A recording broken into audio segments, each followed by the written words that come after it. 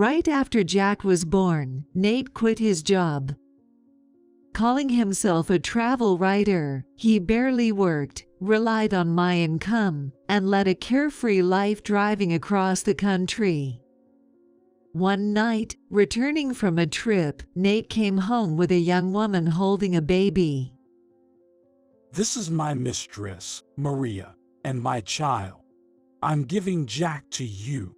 We're getting a divorce," he said, pushing the signed divorce papers at me, breathing heavily. "I'll come to pick it up in a week. Make sure you've signed it by then." A week later, Nate and Maria came back, and Jack and I told them, "You can't divorce Mom, you know, because the car cost $64,000. You still haven't paid me back." Nate's cheeks twitched. besides, Dad, you're living off Mom's earnings. Maybe you should wait to get divorced until you can support yourself." Maria looked bewildered. Nate started to make a muddy excuse. I smirked to myself. "All right, Nate, it's time for you to pay up for all the freedom you've had.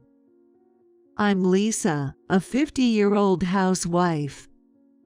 I live with my husband of the same age, Nate, and our 8th-grade son, Jack. I met Nate through a mutual friend, and we started dating." Always confident and lively, Nate was full of interesting topics and great at making conversation. We had fun times together. I thought it would be wonderful to spend my life with someone like him, so when he proposed to me at a fancy restaurant, I was over the moon.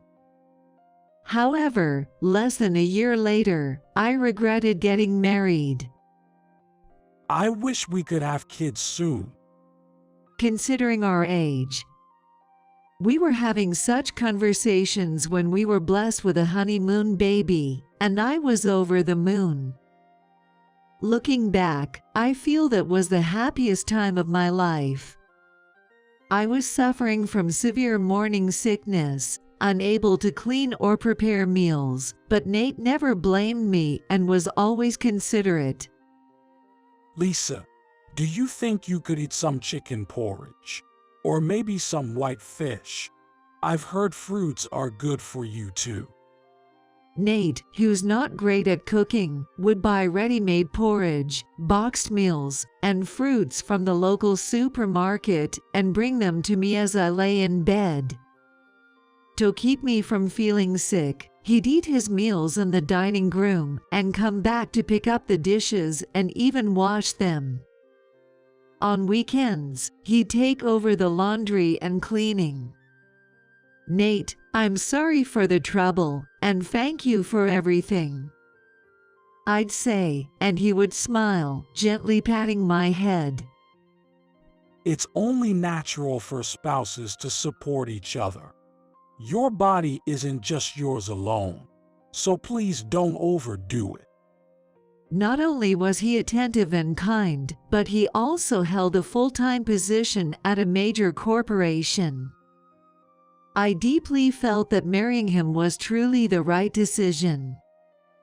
However, our happiness came to an abrupt end. I began having contractions early in the morning, so Nate took a day off to take me to the hospital, waiting outside the delivery room for our baby to be born. Eventually, our baby was safely born. The midwife went to Nate to show him the baby wrapped in a blanket, smiling as she said, "Congratulations. It's a healthy boy." At that moment, Nate's face changed. "What? It's not a girl." "It's a boy."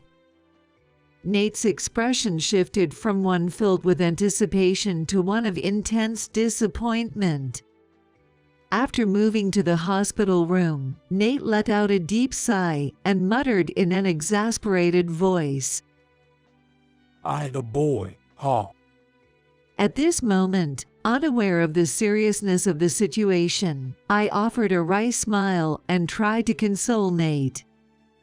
"You were hoping for a girl, weren't you? You were told it might be a boy by the doctor. That's too bad. I've heard there are still families who desire a male heir." However, neither my Mill nor Nate seemed particularly keen on having a boy.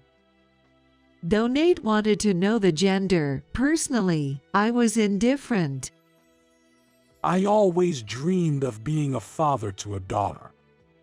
Nate became furious. Men are just smelly, dirty, and not cute at all. Why didn't you have a girl? I was infuriated by his awful remark. There's no way to choose that. Even if you try gender selection, it's not 100% successful. Our baby is precious to us. The gender shouldn't matter. It should matter. Ah, damn it. Seriously, men are just unnecessary. Nate just left the hospital room after saying that. He never came to the hospital again, didn't contact me, and I had to be discharged alone. Since my parents' house was too far away and I couldn't rely on them, I reluctantly called my Mill to ask for a ride.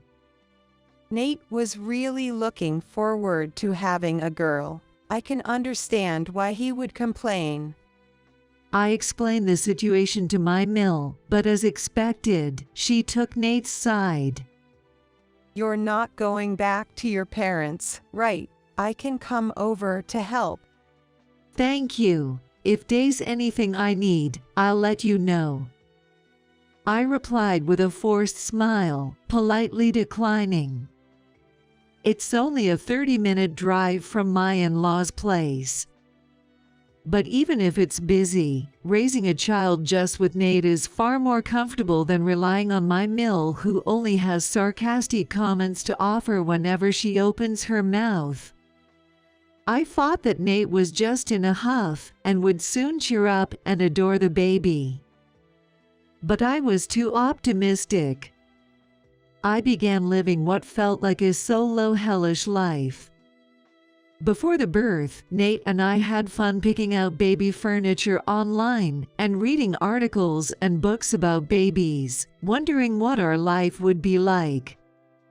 But as soon as Nate found out the baby was a boy, he seemed to lose interest. After we got home from the hospital, he dumped everything on me, from naming the baby to all the meticulous care, and abandoned his responsibilities. "Nate, could you hold Jack for a bit? He's been crying non-stop, and I can't get anything done, not cooking, not cleaning." Even when I pleaded with Nate after he got home, he wouldn't even glance at Jack and coldly retorted, You know I'm tired from work, right? Show some compassion. Dinner's not ready. Then I'll just eat out. Taking care of the baby is the mom's job, isn't it? I'll overlook the mess in the house. Just make sure the laundry is done. I need something to wear." Even as Jack wailed, Nate ignored him and just played with his phone. No matter how much I asked, he wouldn't change a diaper, and baths and feedings were all up to me. Of course, dealing with night crying was out of the question. One evening, as we were watching TV and Jack started crying, Nate showed his irritation. "Man, he's been crying for a while now, hasn't he?" "He seems sleepy, but even when I hold and soothe him, he won't go to sleep." "I better walk will stop the crying. Go outside." I couldn't believe my ears. It's February, and it's 8 p.m. You want me to go for a walk while it's snowing? Are you sane? When I spoke up, Nate twisted his mouth into a smirk. "Driving around in the car would be a waste of gas. It's cold. Maybe he'll stop crying quickly." I was filled with furious anger at words that shouldn't come from a father. Holding Jack, I grabbed the car keys, slammed the living room door shut, and left the house. After securing Jack in the car seat and driving around the neighborhood for a while, I sighed in relief when I heard him breathing softly from the back seat. Upon returning home, I laid him in his crib, ignoring Nate, who was rolling with laughter watching TV. One day, growing increasingly suspicious of Nate, he came home in the early afternoon. "You're home early today." As I was feeding Jack his baby food, Nate casually said while taking off his jacket. Quit my job. "Huh, what?" I was stunned. I've been thinking, I'm not cut out to be an employee. Starting my own business or working freelance, using my talents, that's what suits me. From now on, I'll live freely, not tied down by any company. Nate spoke proudly, and my mind went blank. Tentatively, I asked, "Do you have a new job lined up?" I love driving, right? Plus, I won first place in a composition contest in 3rd grade. I think I've got talent. So, I'm going to wander the country and write travel logs. I felt dizzy looking at Nate's shining eyes. He had been in sales for 12 years, and now he was switching to a writer. Nate hadn't even written a blog, and the computer in his study was just for show. Typical of Nate's whims, he must have been inspired by some article online. Don't look so worried. In 2 years, I'll be making over $100,000 a year. It seems like anyone can do it, so someone as talented as me will definitely be a hit. I switched my gaze between Jack, who was eating his side dishes with his hands, and Nate, who was going on about himself. I had planned to return to work after Jack turned 1, but now I faced the prospect of supporting an unemployed husband. That afternoon, First things first, gotta get the right setup. Nate left full of energy to buy the latest model computer at an electronics store. One evening, after putting Jack to sleep and doing the dishes, I received a call from my mill. Despite feeling it was a hassle, I answered the phone. "Hello," What have you been filling his head with? she barked as soon as I answered. "I'm not sure what you mean." He had a secure job for life there, with an annual salary of $80,000, and now suddenly he's jobless. "That's unthinkable. That's exactly what I wanted to say." It's because you only pay attention to the baby. Nate got stressed and quit his job. Isn't it a wife's duty to take care of her husband, you failure? If you have complaints, please address them to him. I'm busy, so I'm going to hang up now. While she continued to rant, I hung up and ignored her calls and messages for a while. My anger at Nate's selfishness didn't subside, but I was determined to work seriously to raise Jack. I hoped that by seeing me juggle housework and childcare, Nate might reflect on his actions, but it was in vain. Nate would lock himself in his study to tinker with his computer, or suddenly declare I'm going on a trip to the northern area and leave without contact, only to return days later. This forced me to rely on my workplace's childcare for sick children and work hard. I felt more like a single mom than just solo parenting. Juggling full-time work with raising a young child was challenging, but sharing parenting woes and encouragement with colleagues who also had young children helped lift my spirits. Thanks to my salary, we managed to get by, even affording a writing course that eventually led to earning $300 a month. However, our household finances still depended solely on my income. Nate never contributed his earnings to the household, spending it all as his personal allowance instead. Even the gas money, I was the one giving it to Nate. On a day when Nate had gone off to the South region, he returned home in a bright red sports car. What? Where did this car come from? I fell in love with it at first sight and bought it. Can you believe it was only $50,000 for this beauty? I nearly fainted. $50,000. Yeah, I got bored of the old car after 2 years. This one's my new partner. A writer's gotta have a cool ride, right? Seeing Nate smirk, I pressed my temples and asked, Wait, how did you pay for this? You have no savings, right? Relax. It's on an 84-month loan. You can afford $600 a month, right? I'll be a bestseller soon, so just cover it until then. I was dumbfounded at first, but soon anger started to bubble up. How could I possibly afford $600 a month? We're barely making ends meet as it is. Who do you think is causing all our financial troubles? Then Nate, distorting his face, shot back. All you talk about is money. Money. It's so shallow. When did you become such a woman? Support your husband's dreams more. You're too practical. It's boring. Saying that, he dumped his anger on me and locked himself in his room. Daddy's back. Jack, who had just woken up from his nap, stretched and asked me. Yes, he seems busy with work and went to his room. Make sure to say welcome back when he comes down. Okay, hey, Mommy. How long is Daddy going to stay at home? I'll ask him later.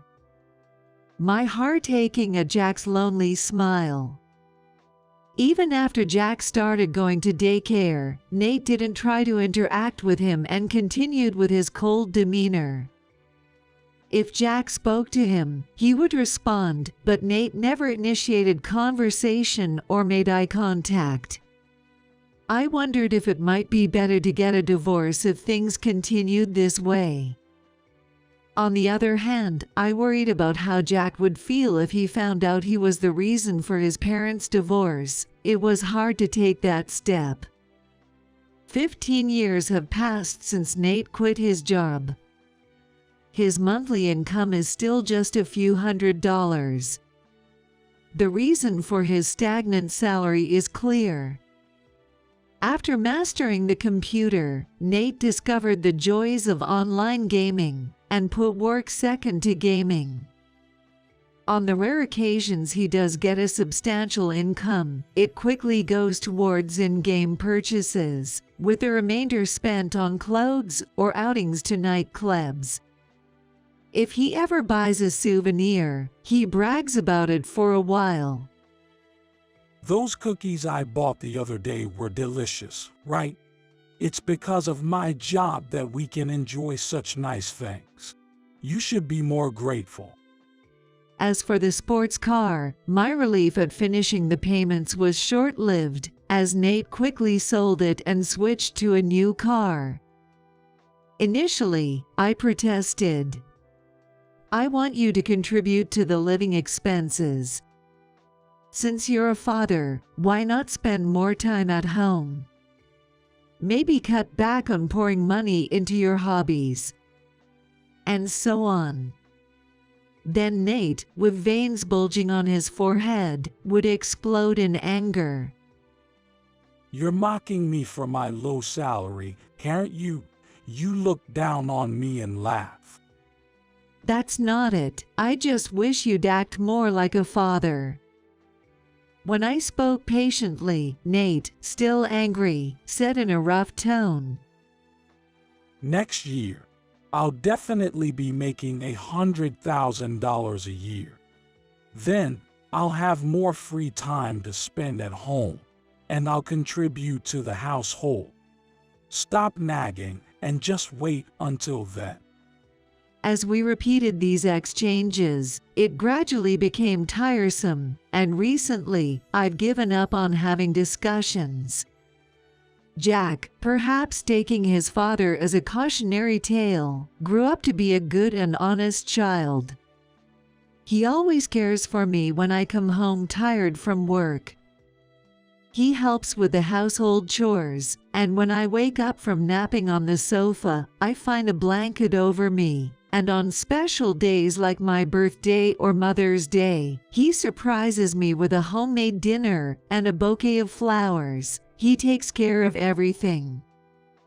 One evening, while I was preparing dinner, I heard the front door unlock.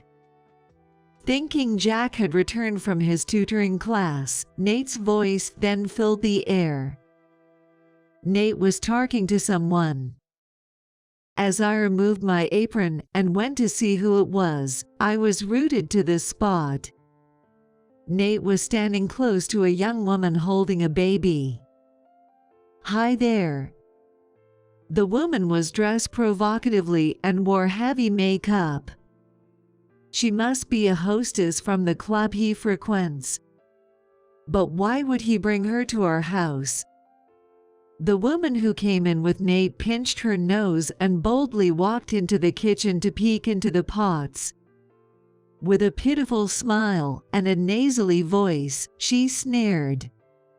Oh, it smells like garlic. Nate, the smell will stick to my clothes. Sorry, Maria. Hey, Lisa, do something about it. It's fine. I'll endure it. Teehee, is dinner tofu? Such a humble dish, Nate. The full-course Italian meal was delicious. Nate smiled smugly at the woman's boastful comment. That place is really good. As you can see, my wife prefers these plain, poor dishes. It suits her. Oh, Nate, you're so bad. Their laughter only fueled my irritation.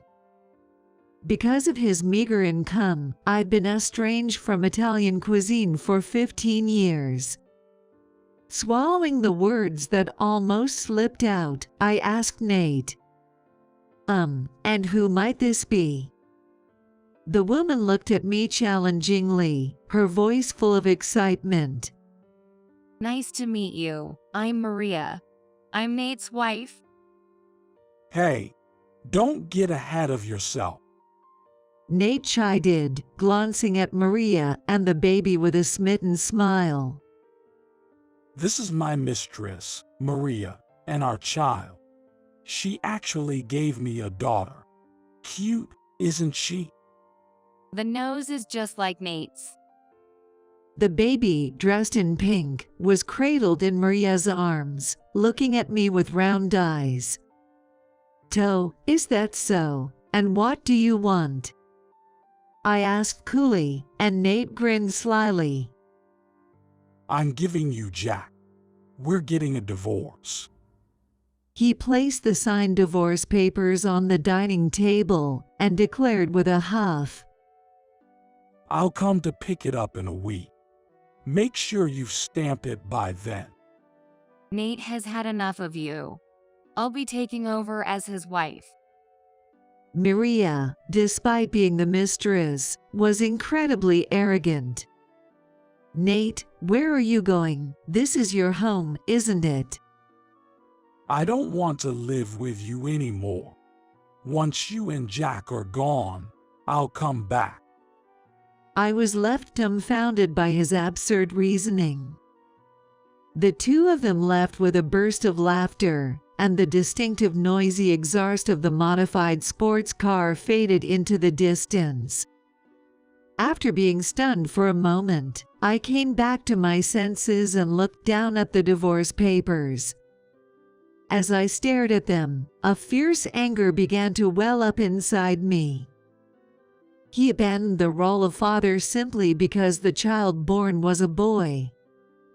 He quit his job on his own accord, not contributing the meager income to the household, but instead spending it all on himself. And now, to top it all off, he says we should get a divorce because he has a mistress and a child. I tore the divorce papers into tiny pieces and threw them into the trash can. I'm seething with anger.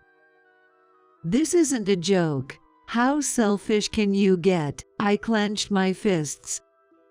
If that's how it's going to be, I have plans of my own.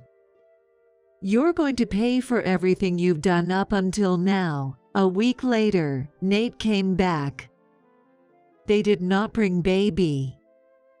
Probably left the baby with someone, anticipating a showdown. When Jack answered the door, Nate showed a hint of awkwardness.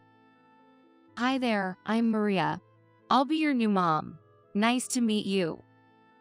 Ignoring Maria's overly enthusiastic greeting, Jack looked straight at Nate.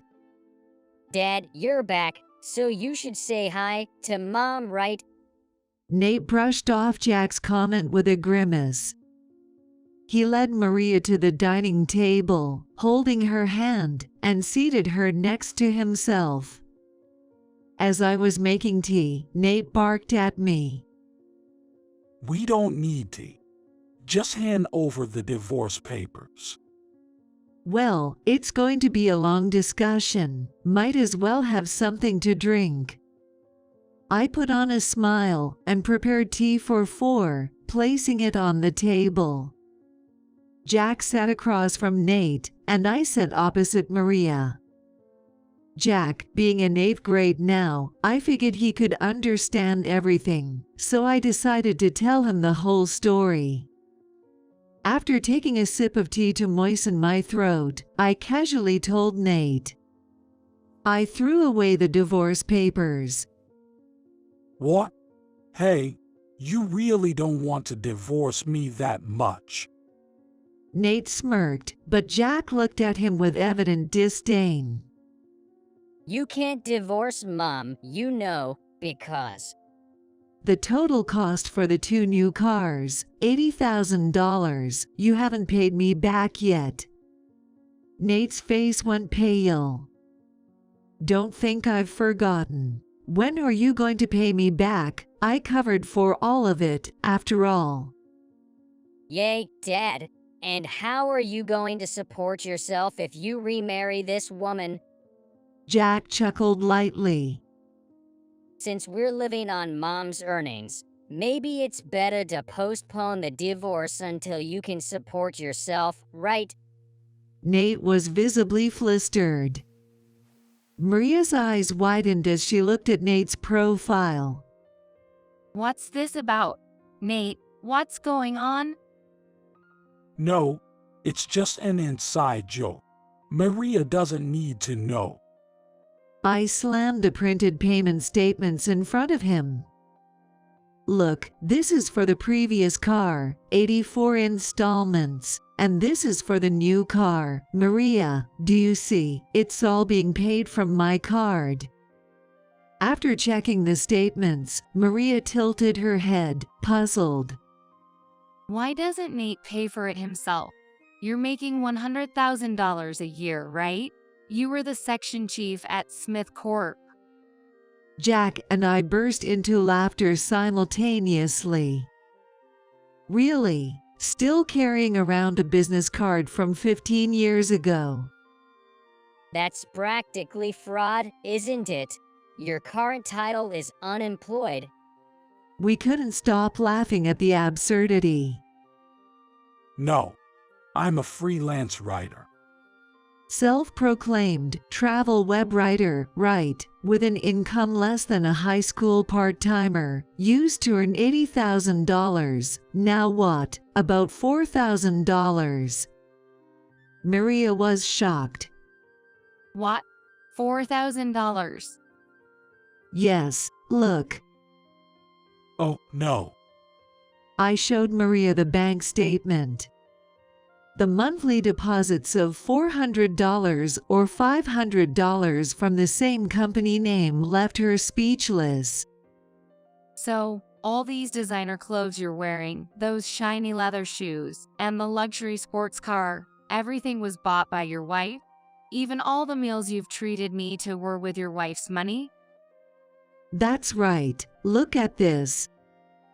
I leaned over the desk, showing Maria the credit card statements. He took the card I hardly ever use and spent without asking. I'll pay it back later. It's fine, isn't it?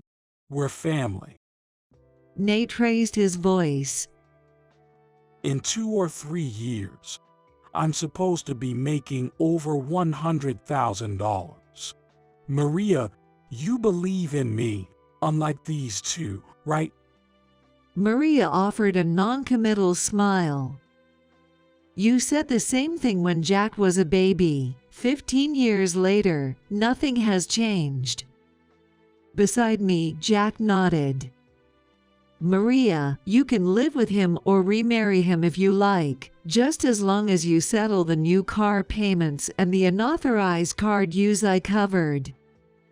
Of course, that's separate from the alimony and my child support, Dad. Quiet. I get it. Nate, no pleading, turned back to Maria. So, Maria, you'll lend me the money to pay Lisa back, right? Let me think about it, Nate. Maria's face twisted uncomfortably. It seemed like a perfectly reasonable reaction to me. What? I'll pay you back later. We're going to be married, so it's fine, right? Nate said, trying to push his illogical reasoning on a hesitant Maria. I couldn't help but let out a wry laugh and picked up my phone. Now, it was time to start this second phase of my revenge. By the way, Maria, did you accompany Nate on his latest resort hotel trip? I asked cheerily, and while Maria awkwardly looked away, Nate, having become completely shameless, grinned. Yeah. The view was beautiful. A really nice place. That's wonderful to hear. How did you know that? With a bright smile directed at Maria, I continued. You see, my cousin works at the resort hotel. Since you both visited together, she decided to inform me about the affair and sent over some evidence photos. I opened the photo app on my phone, selected the image file, and placed my phone in the center of the dining table so everyone could easily see. Look at this, whoa, who's that with Maria, I wonder? Maria froze as she peered at the image, while Nate, doing the same, quickly turned ashen. Maria, who is this? Hey, taking pictures without permission is an invasion of privacy, Maria exclaimed, losing her temper. I calmly smiled and apologized. Sorry about that. My cousin couldn't stand my husband's infidelity and ended up taking quite a few photos. Geez, making a big deal out of nothing. Nate, honey, it was just an acquaintance I happened to bump into. Don't worry about it. She twisted her body and leaned on his arm, which Nate quickly shrugged off.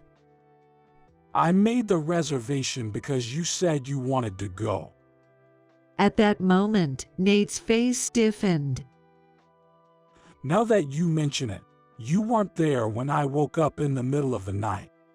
Don't tell me you went to his room. No, that's not it. Really, just an acquaintance. As Maria repeated her excuses, I had to stop myself from laughing. I grabbed a large envelope from the end of the table, took out several photos, and laid them out. Maria looked shocked, covering her mouth and letting out a shriek. These were photos sent to me last year, showing a heavily pregnant Maria closely huddled with a man, coming out of an obstetrics and gynecology clinic. Hey, It was just a favor to accompany me. Believe me, Nate.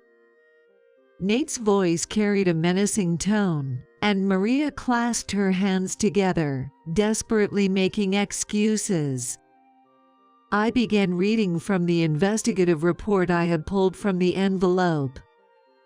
Interesting. That day was a parenting class. Usually, if someone is accompanying, it would be the father, no doubt. Oh, isn't that baby the same one from before? Not Nate's child, then. As Maria fell silent, I smirked lightly. This man, being the father of the child, but juggling another woman on the side, and then running away after the birth. How awful, poor Maria. As I sneered, Nate stammered, trying to defend Maria. there's no way Maria would do something like that, right? Saying that the child's father is some other man, that can't be. Sorry. Maria's feeble apology left Nate momentarily frozen, his face flushing with a mix of anger and embarrassment. So, after he ran off, you lied about the baby being mine to trap me into marriage. Don't mess with me. Nate exploded in rage, and Maria fired back just as fiercely. What? You were drowning in debt and leeching off your wife. Then you lied big time to me. You have no right to complain. Then, Maria turned her anger towards me. You're nasty too. You knew he was cheating and just let him do whatever he wanted. That's right. I've been dealing with a husband who does whatever he wants for 15 years. I thought I'd hit him with irrefutable evidence and milk him for alimony. I let out a sarcastic smile. Sending lovey-dovey messages to my phone by mistake, suddenly dressing up, coming home reeking of women's perfume. It was all too obvious. At that, Jack crossed his arms and nodded. You were always in such a good mood at home. Seriously, after everything Mom has done for you, how could you even think of cheating? What kind of nerve do you have? Jack looked thoroughly disgusted. I wanted to know more about the woman he was seeing, so I hired a detective agency. They gave me a bunch of bonus photos, so I thought I'd share them with Nate too. I smugly informed the glaring pair. Well, I'm not the type to be instructed by boss. Remember saying that, pretty bold for someone who got fired for causing trouble. Nate's eyes widened in shock. How did you know about that? I heard it from the person who introduced us. I said with a sneer, enjoying the moment of revelation. You got fired because you touched a young girl's body and claimed it was all blown out of proportion because you were drunk. Nate trembled, his body shaking uncontrollably. I just touched them over their clothes, but they were overreacting. It's okay if I was drunk. It doesn't matter. That's pathetic, Dad. Jack's voice was filled with disdain. When I heard about it, I was mortified. I was more shocked by that than by the fact you never showed me any affection. It's embarrassing. Really? What do you even think of women? Nate, to think you're that kind of person. Gross. Maria, now looking at Nate with disgust, chimed in. What? I don't want to hear that from someone who tried to pin another man's child on me. Nate shot back at Maria with a fierce glare. At least I'm not as bad as you. Both of you are terrible. The new employees you harassed are planning to sue you, so you better be prepared. Nate's shocked reaction. What? For that? They're not satisfied with just having you fired. They say they've suffered emotional distress and want compensation. Nate was incredulous. I don't have that kind of money. As Nate raged, his face turning beet red, Jack looked on, weary and disappointed. Dad, you need to take responsibility for what you've done. Directing a look of pity towards Nate. I then turned my gaze to Maria. Well, Maria, if you still want him, I can wrap him up for you with a bow. I don't need such an old man. Maria shot back as she stood up forcefully. I thought he was a division chief at a big company with an annual salary of $100,000, so I considered making him the father. She glared hatefully at Nate, speaking rapidly. But he turns out to be a prideful liar, living off his wife, with bad habits around women and drowning in debt. I wasted my time with him. Give me back my time. That's my line. Nate stood up to retort. I don't need a woman who cheats with another man. Never show your face to me again. Then let's break up. Goodbye. Maria stormed out of the house, and as Nate watched her leave from the doorway, he collapsed to his knees, sobbing and muttering resentments. It's cruel, Maria. You said you loved me, yet you were carrying another man's child. She's a girl, but I don't want a child that's not mine. I sharply rebuked the downtrodden Nate.